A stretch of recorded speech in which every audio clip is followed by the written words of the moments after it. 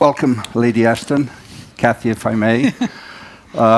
As Craig said, you've been an avid and stalwart participant of all of our meetings, and I think that makes this conversation easier for me because I think I take this as a bit of a fireside chat as you're in your 5th year in this role. In European parlance, you're the Minister of Foreign Affairs of Europe, or in American parlance, you're the Tsar of Foreign Policy, or Tsarina, to be more precise.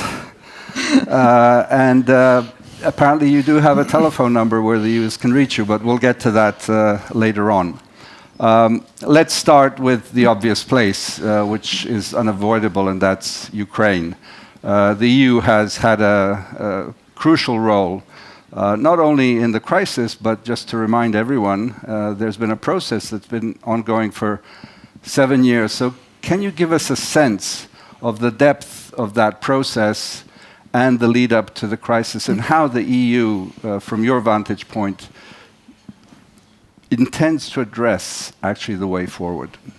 Well, it's great to be here, first of all. And as you say, the issue that will dominate all our lives for the next period will be Ukraine. We were negotiating with Ukraine over many years the association agreement, which would give access to our markets, help to support the development of the Ukrainian economy, and develop a strengthened political set of links, which would especially try and tackle some of the underlying issues, structurally and otherwise, that dominate Ukraine's life. Corruption, the justice system, the kind of reforms that we believe make it better for people in that country. We got to the point where we had initialed this agreement, and when it came to signature, President Yanukovych decided he would not sign. I went to see him and spent many hours with him trying to work out what the problem was. And the problem was his fear of pressure from Russia, but also his fear that somehow the economy of Ukraine would not be able to develop fast enough to compensate for what he saw as an imbalance that could result. And we talked this through. One of the most important messages that I want to say again was at all points we made it clear that this was not about a competition between Russia and the European Union. Ukraine needed strong relationships with both if it was going to become the country that people aspired to. Strong economy, good democratic institutions, freedom for people. They needed to have strong economic links with Russia, strong economic links with the European Union. And if you look at everything I've said in all my visits to Ukraine, I've made that point. The crisis developed because people were very angry that a commitment that had been made by a president from the very day that he took office and during his campaign had been broken. I went to Maidan to see for myself who the people were in the freezing night, who stood all night.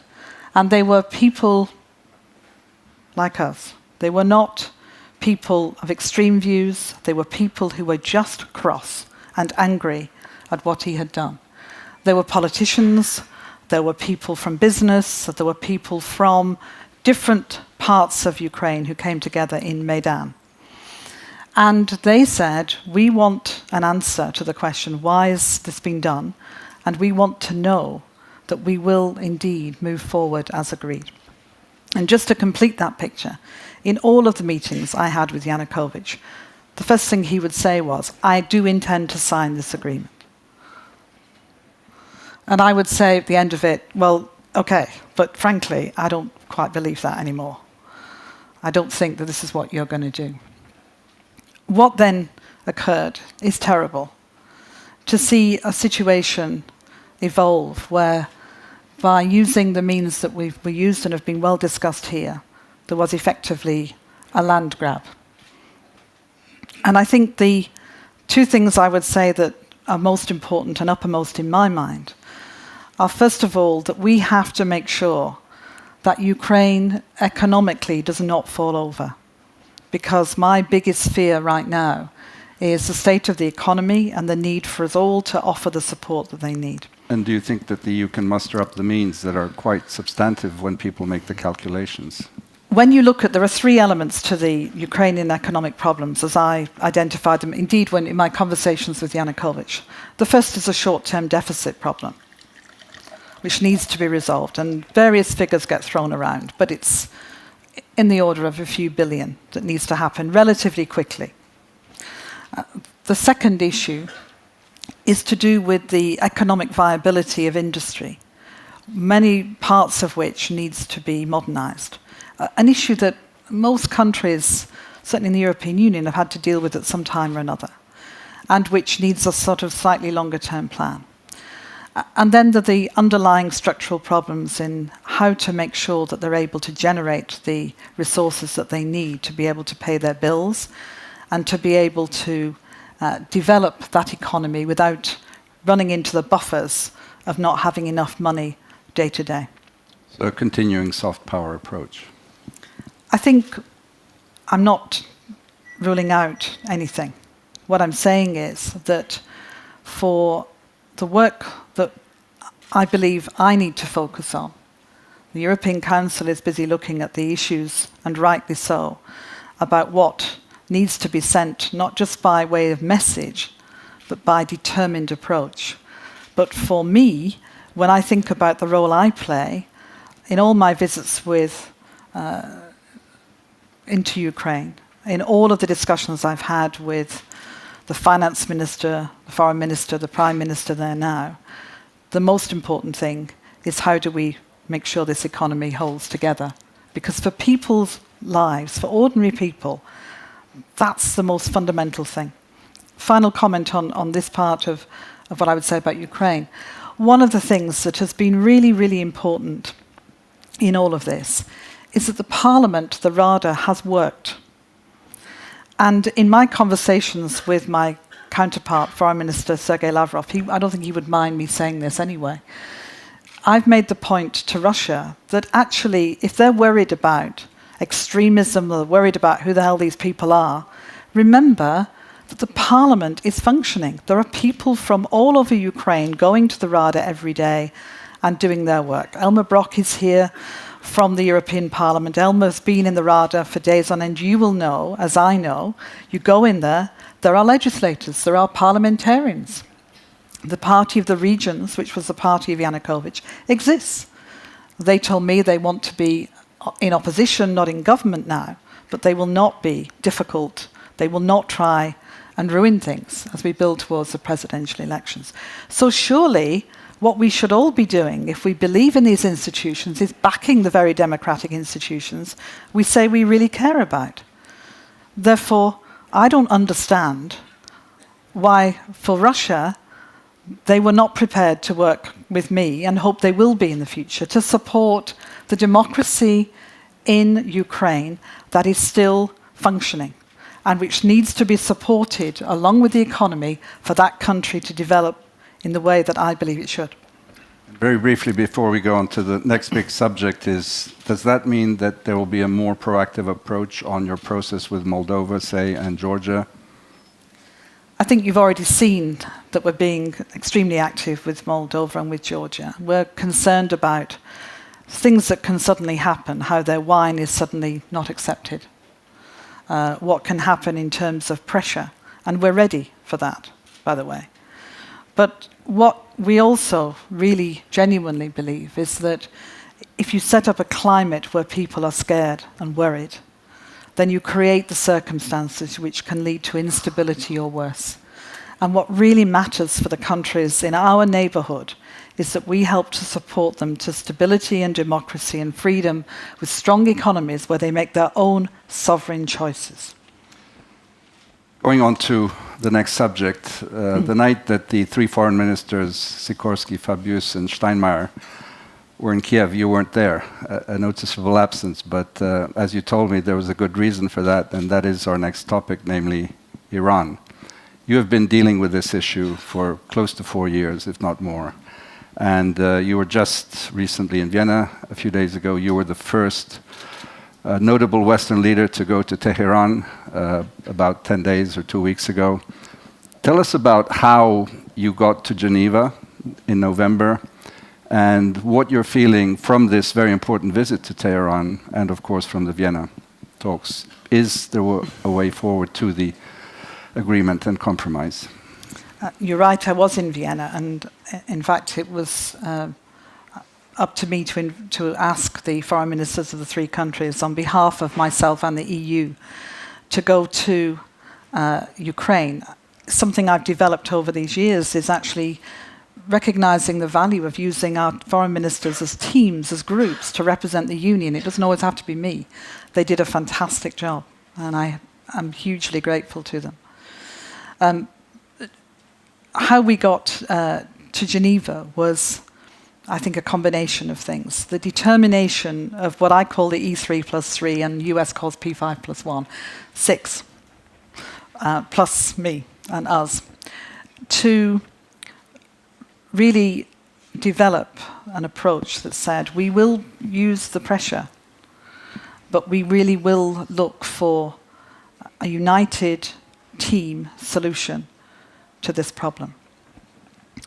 And I think we were supported in that, to that extent, because of the change in government in Iran, where meetings that had been very difficult suddenly became not less difficult, but easier to have the conversation about the real issues. And a whole combination of factors, some of which I'm not going to talk about now because we're in the beginnings of the process of trying to find a comprehensive agreement. But this was a real team effort, and I just want to pay tribute to everyone. The US role has been notably talked about. You know, you can't say enough praise for some of the work that was done, but I would also praise in equal measure all the others who put the effort in, and to the EU team too, because it is genuinely a team effort. Where we are now, well, we have to try and make the comprehensive deal a reality.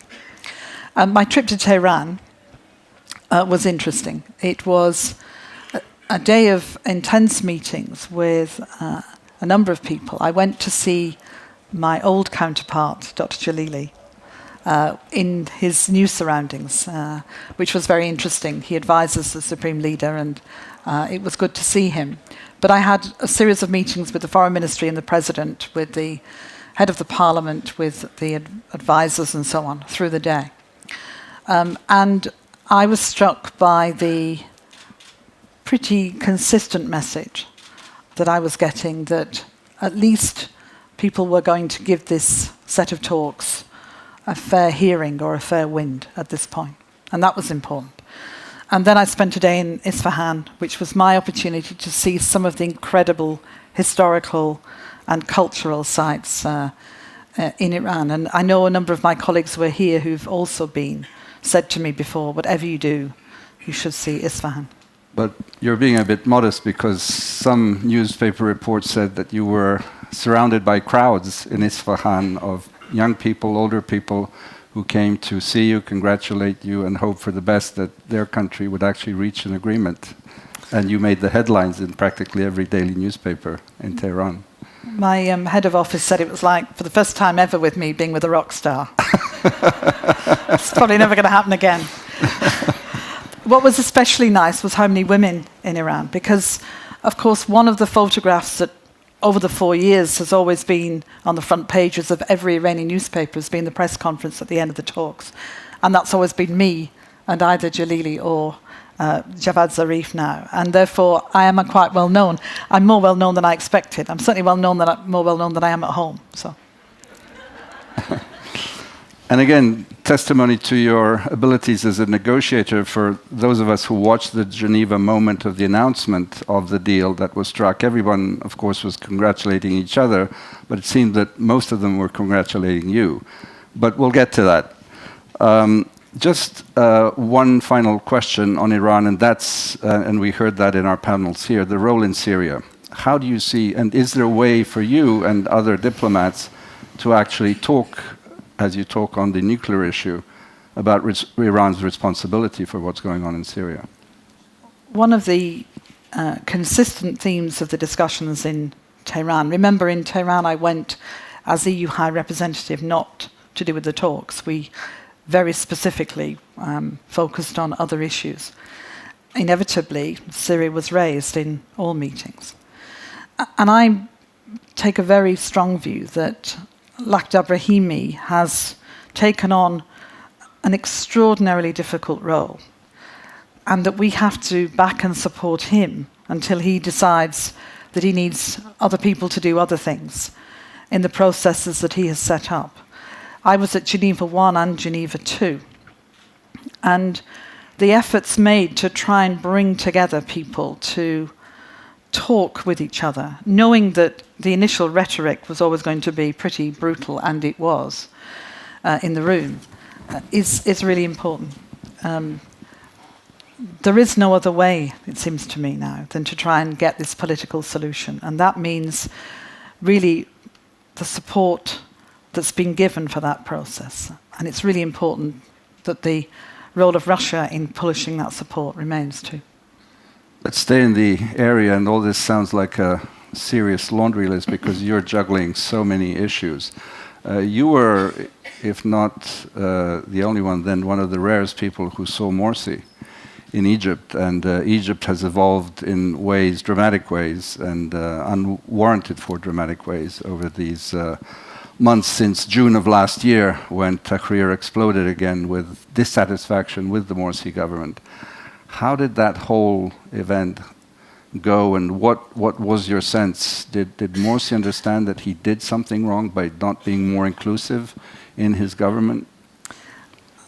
I was asked to go back to Egypt, both in conversations with colleagues in Europe and in the US, and by the Egyptians at the end of July. And I made it a condition of my return that I had to see what had happened to Mohamed Morsi. Remember, at this point, he had been incommunicado for over 3 weeks. People didn't know where he was. And although there had been massive concern for what had gone on before, I think for the international community, there was a concern about what was happening to him and to the people around him. The Egyptians readily agreed. And I found myself, because I know you want me to tell the story of the Yes. trip, I found myself 8:15 in the evening heading for a helicopter with one of my colleagues, being told I could take nothing with me, and I didn't, no phones, bags, money, nothing, and being flown for over an hour through Egypt, and then getting into quite an old car with the windows covered with cardboard, apart from the windscreen, thank goodness,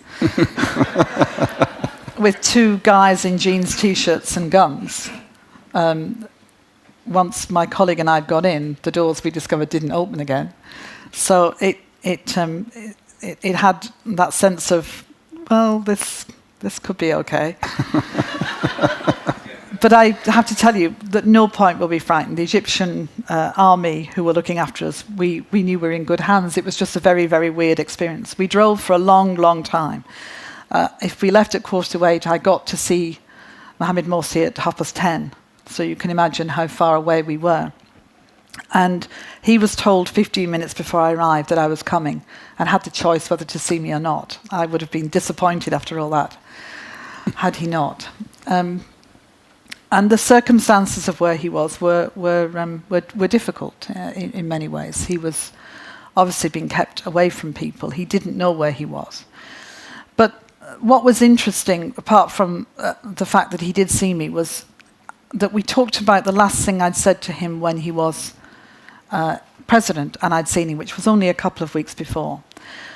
And I'd been going back to Egypt many times to try and persuade him that he needed to do something.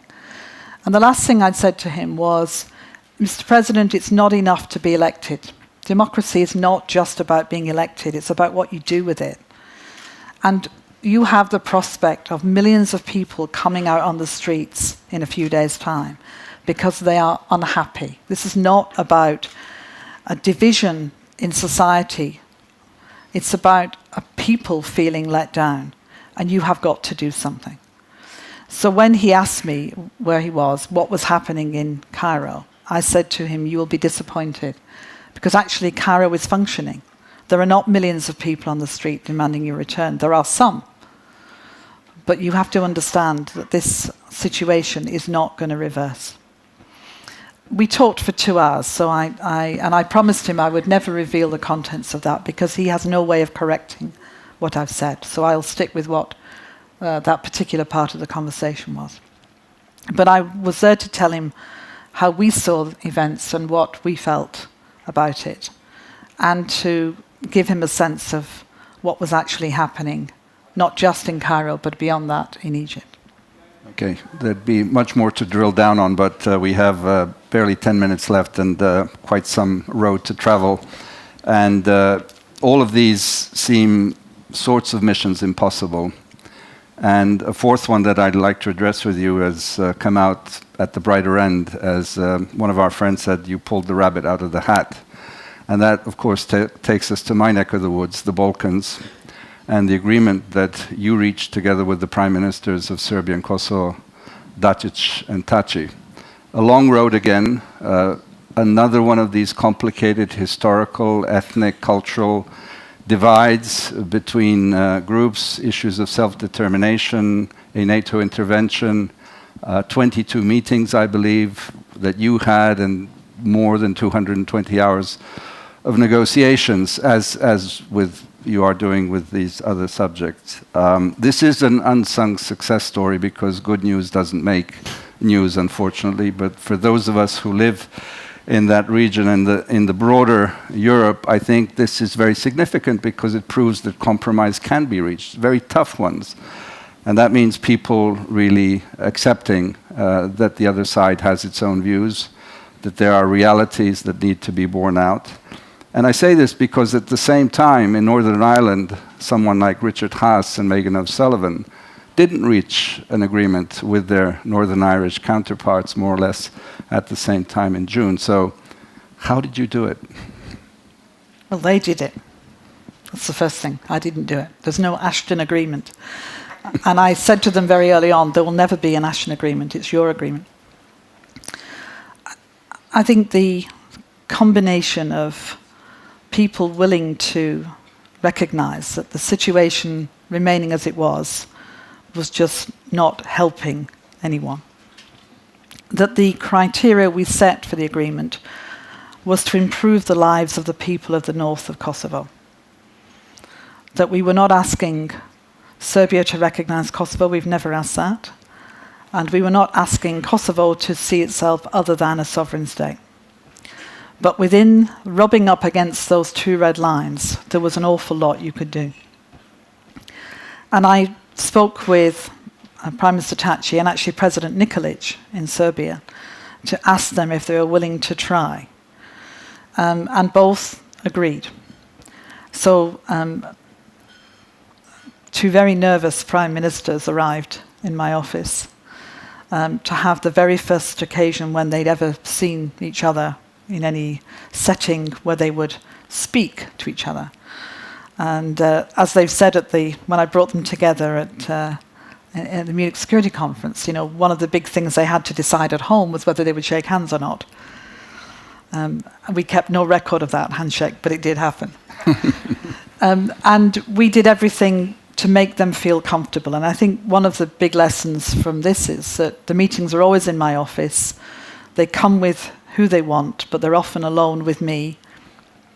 And the purpose is very clear. It's for them to try and find a way through on different elements, different issues at a political level. I should just say that, every week for months and months, 50 people have been in our building from Serbia and Kosovo on working groups, doing all sorts of detailed work, border management, sorting out the police systems, working out judiciary, all of that goes on all the time. So the headline meetings are really the icing on the cake nowadays. Okay, well, and during all this time and on all these other issues, obviously you've worked very closely with the United States, which brings us to the transatlantic relationship, which in this world in transition and transformation, which is a theme of our Brussels Forum brings us to this issue. Do you see a strengthening of this relationship? Obviously, you are on the phone, I presume, very often, and we come to this famous phone number. You do have a phone and a phone number, and the Secretaries of State can call you. So there's a bit of an answer to the famous Kissinger question: is there a phone number? Tell us about the state of the relationship as you see it now. I think it's a fantastic relationship, and it's a vital relationship. More than anything, you know, the constant traffic between Brussels and Washington, and with the people that we work with on all kinds of issues, shows you the depth and breadth of the relationship as it is now and as it will be. I think the decision taken to develop TTIP, as it's called, this Trade and Investment Agreement, is really significant. And I think the combination of the way we work bilaterally, but also how we work together in different formats, shows just how important the EU-US relationship is. And I've been very fortunate to have had such fantastic people to work with at Secretary of State level with Hillary Clinton and now John Kerry, and then with lots of others, some of whom are, like Wendy Sherman, are sitting here now. You can't ask for better. Terrific. We're nearing the end, and so the final question will be about your whole experience. Your coming into this position of High Rep and Vice President of the Commission has been described as being thrown into the lion's den and then surviving in that den. Just yesterday, one of the foreign ministers of the Union said something that I've heard many times, both in private and public conversation, that thank God for Kathy, because she brings us to a consensus in these meetings. And I think many people have recognized the important role that you have played, both because you have the tenure of, now it's your 5th year, and you're, as you mentioned to me, you're sort of older in tenure than most of the 28 ministers that you're dealing with. So how did you survive? What are some of your successes that you deem successes, and maybe some failures? And what would be your message to the successor that follows you? I was survived because I had around me some fantastic people to work with. That's usually what people say, but it's true. May I just, yeah, because I forget this part of the conversation, and I ask you if I could mention it. In a conversation you did mention to me once, people were saying you were a bit soft and, you know, not strong enough. You said, "I'm a girl from the north." Yeah. Yeah. Tell us about that. Well, I think the assumption, I once said that when you take on a role for the first time, you are bound to disappoint a huge audience who've in their own mind got the interpretation of what this person and this job will be. It's like a novel translated to a film. If the key actor doesn't look like you thought, then you don't like the film. So I already knew that the way I was going to succeed was by people gradually realizing that we could do the things that we'd set out to do. And if you like, success for me is about making sure there's a second High Representative, which there will be. And I said that for my time in office, there were 3 things that mattered. One, I had to build a service, because when I started, we had lots of fabulous people, but they were scattered in 8 buildings in Brussels and across the world doing things that were not what we do now. We now have 140 delegations that are EU operating across the world, who are a real network of impressive people who can deliver the range of what the EU does. The second I said was that we would be judged by everyone, all of you, by how effective we were in our own neighbourhood. And we've talked about some of the things we've been able to do, much more to do. A lot of things have happened in these 3 years, 4 years, that I could not have predicted, nobody predicted at the beginning, that we've had to deal with. Dramatic changes that are not yet over, and the outcome of which we're not certain of, that we've had to be critically engaged in, financially, in terms of policy, in political commitment, and so on. And then the third was the building of our strategic partners. The relationship had to get stronger and better, not least this one, the Transatlantic one, if we were going to demonstrate that the European Union, when it works together, had more to offer than it does individually. And that's really the important part of what I hope I've started on. This is the very beginning. You know, first institution set up for 50 years. We're just at the very beginning. It will be easier to judge whether I got any of it right in the years to come. And to my successor, I say two things. One is good luck. And the other is you will never, ever, ever hear me ever complain about you. Lady Ashton, Cathy, thank you so much.